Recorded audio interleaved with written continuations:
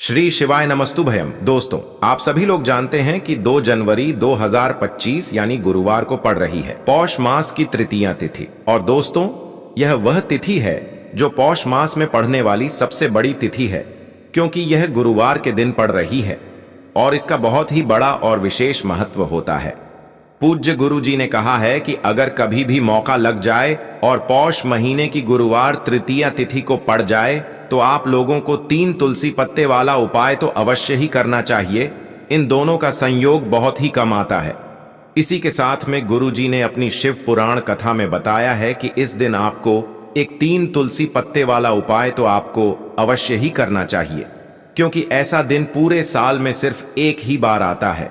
और दोस्तों, आप सभी लोग जानते हो कि गुरुवार तृतीया तिथि का अगर सबसे बड़ा कोई उपाय है तो वह 3 तुलसी पत्ते वाला उपाय है। तो दोस्तों, गुरुवार तृतीया तिथि के दिन आप लोगों को इस 3 तुलसी पत्ते वाला उपाय को जरूर करना है।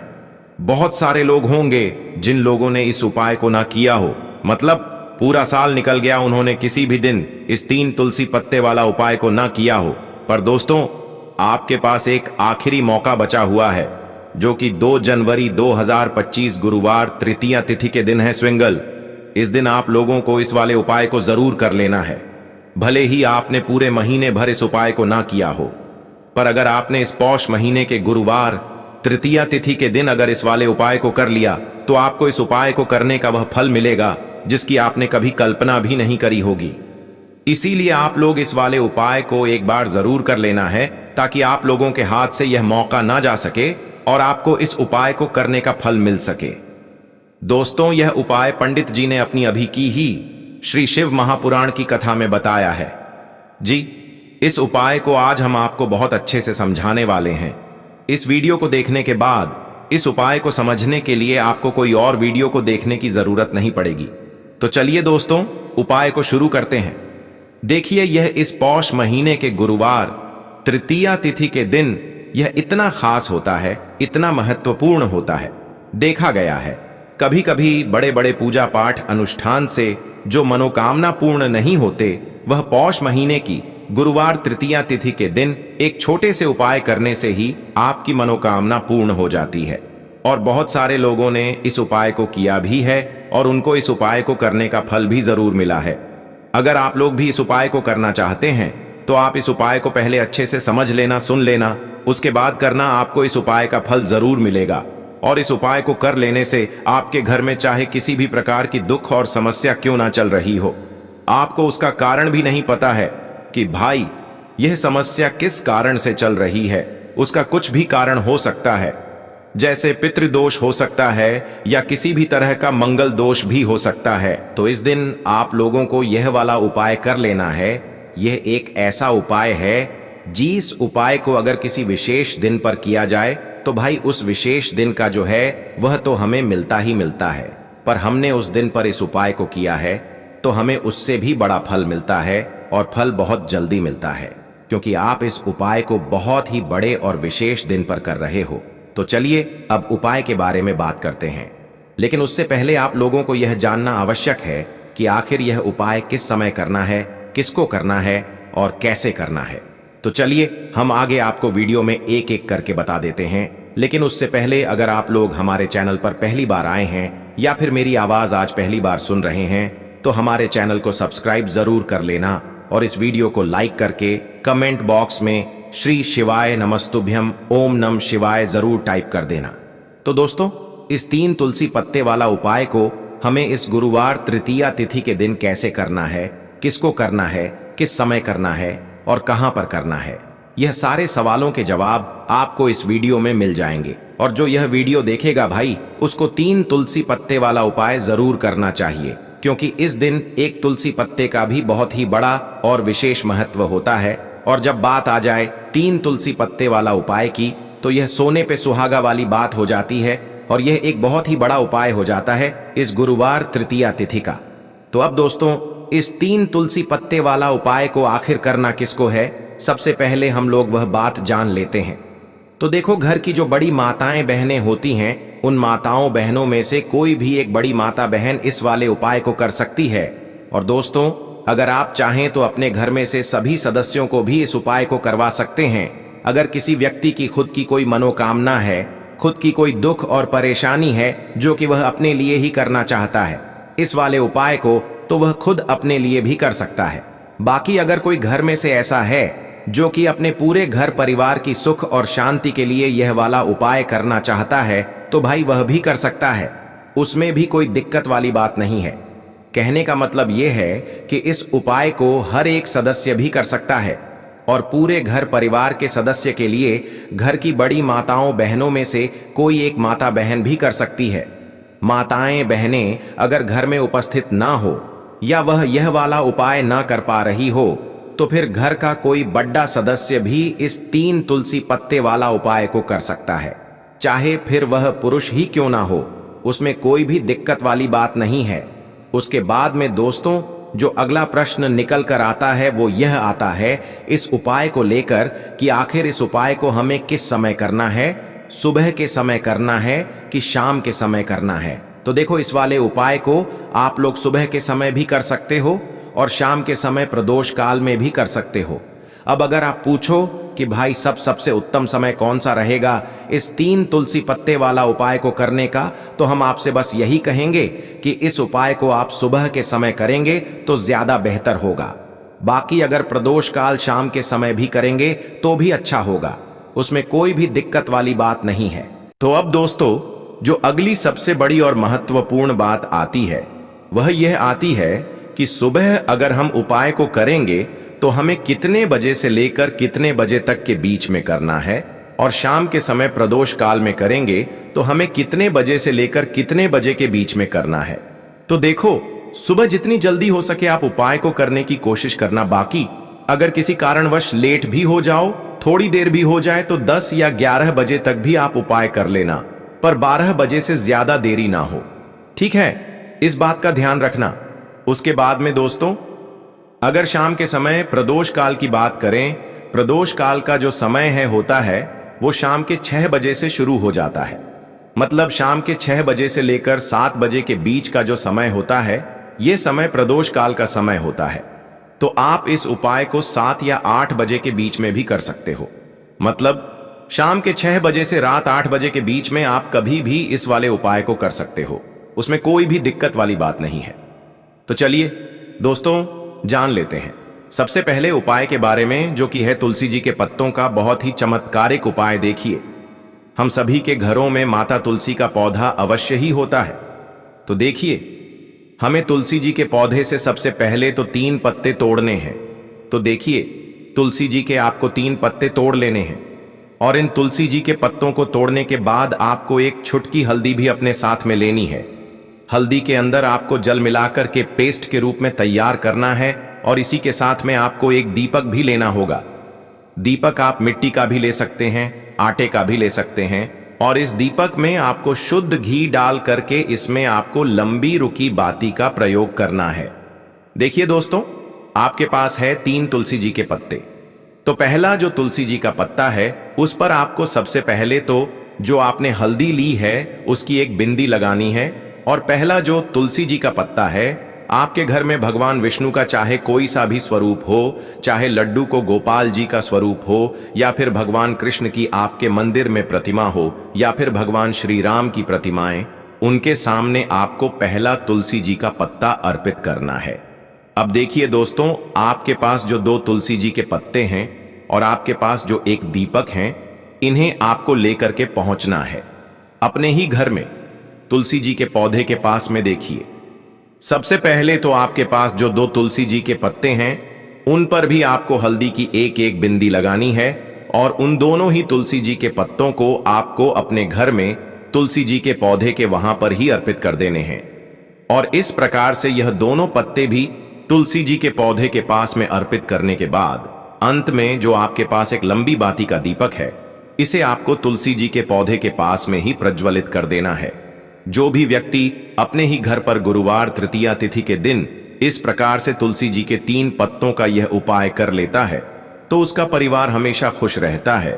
उसके परिवार में कभी भी कोई भी संकट उत्पन्न नहीं होता है, और यदि आपके घर में जो भी ग्रह क्लेश हैं वह भी समाप्त होते हैं।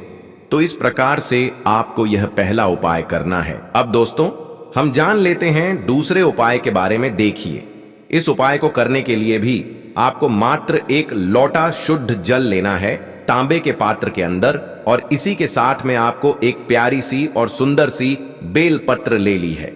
बेल पत्र जो है वह कहीं से भी खंडित नहीं होनी चाहिए, इस बात का ध्यान रखना है। बेलपत्र यदि आपको प्राप्त नहीं हो पाती हैं तो आप शिवलिंग पर चढ़ी हुई बेलपत्र को पुनः शुद्ध जल से धो करके उसका उपयोग कर सकते हैं। देखिए, इस उपाय को आप सुबह से लेकर के शाम तक किसी भी समय में कर सकते हैं। देखिए, मंदिर पहुंचने के बाद सबसे पहले तो आपके पास जो अपनी हथेली में रखना है और आपको कुंडकेश्वर महादेव से प्रार्थना करनी है कि मेरे शरीर में या फिर मेरे परिवार के इस सदस्य के शरीर में कोई भी भारी रोग हो चुका है जिसमें उसे आराम नहीं मिल पा रहा है। डॉक्टरों को लगातार दिखा रहे हैं, दवाओं का लगातार सेवन कर रहे हैं, लेकिन बीमारी में आराम नहीं मिल पा रहा है। हे मेरे कुंडकेश्वर महादेव, मुझे अपनी बीमारी में आराम दिलाने ने की कृपा करें। इस प्रकार से आपको कामना करते हुए यह जो एक बेल पत्र है, इसे आपको माता अशोक सुंदरी वाले स्थान पर अर्पित करनी है। देखिए, माता अशोक सुंदरी वाले स्थान पर जब भी आप ये बेलपत्र अर्पित करेंगे तो इसकी जो चिकनी साइड है वह शिवलिंग से स्पर्श रहेगी, और इसको आपको इस प्रकार समर्पित करना है कि जो इसकी डंडी है वह शिवलिंग की तरफ रहेगी और इसका जो पट्टी वाला भाग है वह जलाधारी की ओर रहेगा। इस प्रकार से आपको यह एक बिलपत्री शिवलिंग पर अर्पित करनी है। इसके बाद आपके पास जो एक लोटा शुद्ध जल है उसे आपको सबसे पहले माता शक सुंदरी वाले स्थान पर अर्पित करना है। देखिए, आपको शिवलिंग के ऊपर जल अर्पित नहीं करना है, पूरा ही जल आपको धीरे धीरे जहां आपने बेलपत्र अर्पित की थी उसी के ऊपर आपको अर्पित करना है। जल को अर्पित करते समय लगातार आपको कुंडकेश्वर महादेव का स्मरण करते रहना है। देखिए, जैसे ये जल जलाधारी से होकर के बह करके आएगा तो इसे आपको थोड़ा सा किसी भी खाली पात्र में झेल लेना है और इस जल को आपको महादेव से यानी कि कुंकेश्वर महादेव से औषधि स्वर प्राप्त कर लेना है और इसे आपको अपने घर लेकर के आ जाना है। अब देखिए, इस जल का आपको आचमन करना है। या तो आप बीमार हैं तो आपको इस जल का आचमन करना है, या फिर घर का कोई भी सदस्य बीमार है तो उसे आपको कुंडकेश्वर महादेव का स्मरण करवाते हुए इस जल का आचमन करवा देना है। पूज्य गुरु जी ने बताया है कि जो भी व्यक्ति इस उपाय को 5 दिन 60 दिन इस प्रकार से कर लेता है तो उसकी जो बड़ी से बड़ी बीमारी है वह समाप्त हो जाती है। देखिए, अब हम जान लेते हैं तीसरे उपाय के बारे में। देखिए, यह जो उपाय है विशेषकर उन लोगों को करना चाहिए जो बहुत ही अधिक बीमार पड़ते हैं, यानी कि आपके घर में जितनी भी कमाई होती है वह सभी बीमारी में खर्च हो जाते हैं, या फिर आपके घर में ऐसा कोई भी व्यक्ति है जो बहुत अधिक गुस्सा करता है जिससे बहुत ही अधिक क्लेश आता है, तो उसके लिए भी आप यह उपाय कर सकते हैं। तो देखिए, इस उपाय को करने के लिए आपको गिन करके गुड़ के 60 टुकड़े लेने हैं। गुड़ के आपको 60 टुकड़े लेने हैं। देखिए, आपके घर में जो व्यक्ति बहुत अधिक बीमार रहता है या फिर कोई व्यक्ति बहुत अधिक गुस्सा करता है तो आपको ये जो 7 गुड़ के टुकड़े हैं अपने सीधे हाथ में रखना है और उस व्यक्ति के ऊपर से आपको घड़ी की दिशा में 7 बार सर से लेकर के पैर तक उतार लेने हैं। यानी कि उस व्यक्ति के सर से लेकर के पेड़ तक आपको इन गुड़ के टुकड़ों को 7 बार घड़ी की दिशा में घुमा लेना है। अब देखिए, इन गुड़ के टुकड़ों को 7 बार घुमाने के बाद आपको लेकर के सीधे पहुंचना है भगवान शिव के मंदिर में। आपके घर में यदि शिवलिंग है तो वहां पर भी आप इस उपाय को कर सकते हैं, या फिर मंदिर में भी इस उपाय को कर सकते हैं। अब देखिए, आपके हाथ में जो 7 गुड़ के टुकड़े थे जिन्हें आप मंदिर लेकर के आए थे, उन्हें आप कुछ शिवलिंग के ऊपर रखना नहीं है, केवल शिवलिंग के ऊपर आपको 7 बार घुमाना है। और जब भी आप ये गुड़ के टुकड़े घुमाएंगे तब आपको कल्याण शवर महादेव का बहुत ही सुंदर सा नाम लेना है। गुड़ के टुकड़ों को इस प्रकार से घुमाने के बाद आपको महादेव से प्रार्थना करनी है कि हे मेरे महादेव, कि यह जो मेरे परिवार का व्यक्ति है बहुत अधिक बीमार रहता है, बहुत अधिक गुस्सा करता है, क्रोध करता है, हमेशा चिड़चिड़ा रहता है, आप इसकी इस प्रकार की जो समस्याएं हैं उन्हें दूर करें। और इसके बाद आपको यह जो गुड़ के टुकड़े हैं 7, इन्हें आपको अपने घर लेकर के आ जाना है और एक एक गुड़ का टुकड़ा आपको प्रतिदिन जो व्यक्ति बीमार है या फिर जो बहुत अधिक गुस्सा करता है उसे खिला देना है। उस व्यक्ति का जो भी क्रोध है, गुस्सा है, वह हमेशा के लिए शांत हो जाएगा। इस प्रकार से आपको यह उपाय करना है। अब दोस्तों हम जान लेते हैं चौथे विशेष और अंतिम उपाय के बारे में। देखिए, इस उपाय के लिए भी आपको मात्र एक लोटा शुद्ध जल लेना है तांबे के पात्र के अंदर। अब देखिए, इसी के साथ में आपको एक चुटकी हल्दी लेना है। आपको हल्दी जो है वह पिसी हुई लेनी है और इस हल्दी के अंदर आपको थोड़ा सा जल मिलाकर के एक पेस्ट के रूप में तैयार कर लेना है। अब देखिए, इसी के साथ में आपको एक दीपक ले लेना है। दीपक आप चाहे तो मिट्टी का भी ले सकते हैं। शुद्ध आटा मनकर उसका भी दीपक तैयार कर सकते हैं। इस दीपक के अंदर आपको लंबी रुकी बाती का प्रयोग करना है और दीपक के अंदर आपको शुद्ध घी का प्रयोग करना है। इस प्रकार से आपको एक दीपक भी तैयार कर लेना है। देखिए, यह उपाय विशेषकर उन लोगों को करना है जिनकी कोई भी ऐसी मनोकामना है जो अभी तक परिपूर्ण नहीं हो पाई है।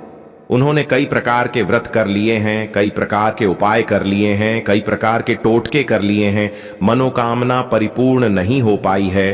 तो आपको यह उपाय इस गुरुवार के दिन करना है। देखिए, सबसे पहले तो आपने जो यह जितनी भी सामग्रियां ली हैं, इन सभी को लेकर के आपको पहुंचना है बेलपत्र के वृक्ष के नीचे।